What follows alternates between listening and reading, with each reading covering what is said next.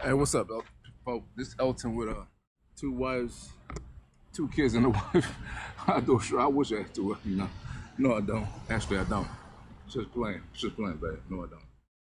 So this is I'm out here filming because I came out here and launched, but I forgot the freaking keys at the house. So the wife is bringing the keys now.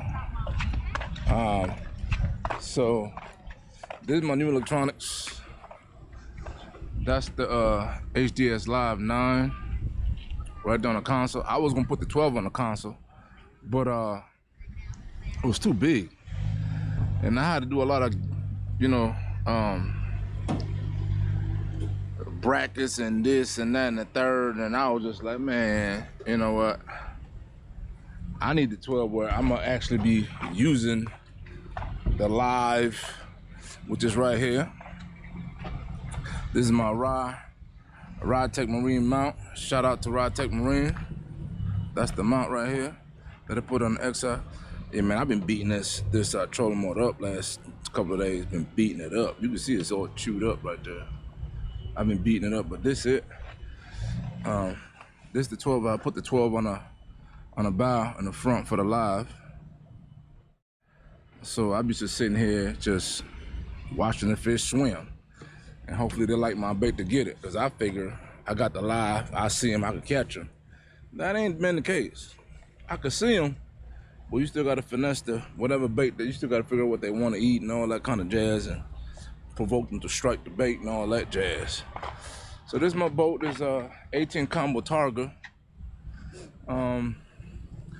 It's pretty big for me. I mean, I love it. Got 2 seats here, 1, 2. Then I got 2 back here that I don't ever put. And then I got these 2 flip-up jump seats back here. And it's a fish and ski type setup. Got the fish pylon on it. I bought this in 2016 out of Washington State. And so far, so good with it. The only problem I had once was the power trim assembly went bad. This right here. The power trim assembly went bad. I troubleshot it in here. I troubleshot the relays, tested the relays out. The relays are behind this cover, by the way. When you take the cowling off, there's a cover right here. The relays like right tucked in back there. So I checked the relays. If you have any questions about how to check in relays before you go and buy a motor, if you're doing it by yourself, you're buying a motor or the relay, I could show you. If you send me an email, or just comment below in the comment box, I could show you. I could set up a video how you check a relay. It's real simple. You just need a 12-volt power source and you check the relay. Yeah, so this ended up being bad.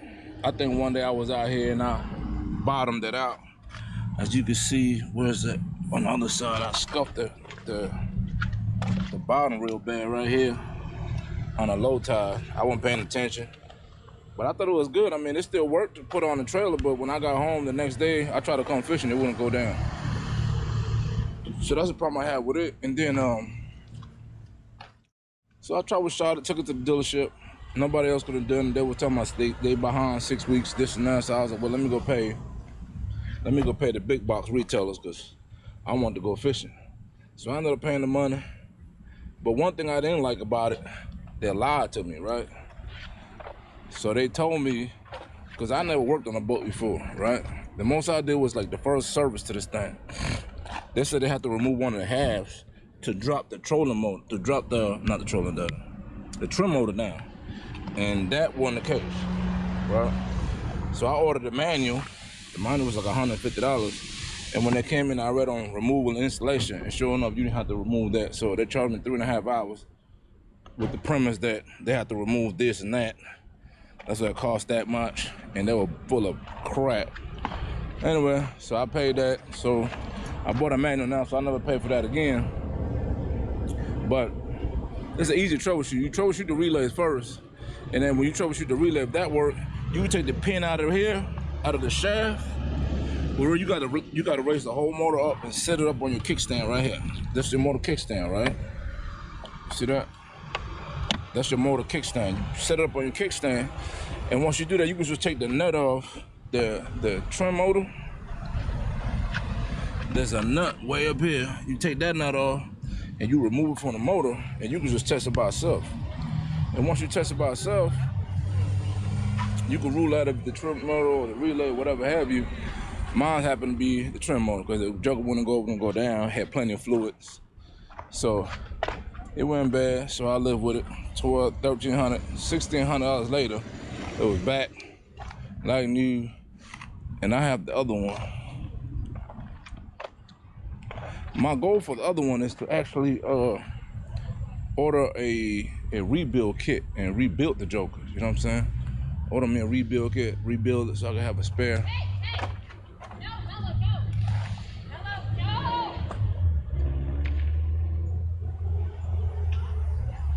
I don't know if this dog bite or not. She yelling like he does. He probably don't, I don't know. I don't put that. That dog about to bite.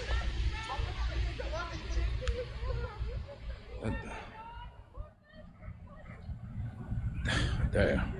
Almost had an accident. That's crazy.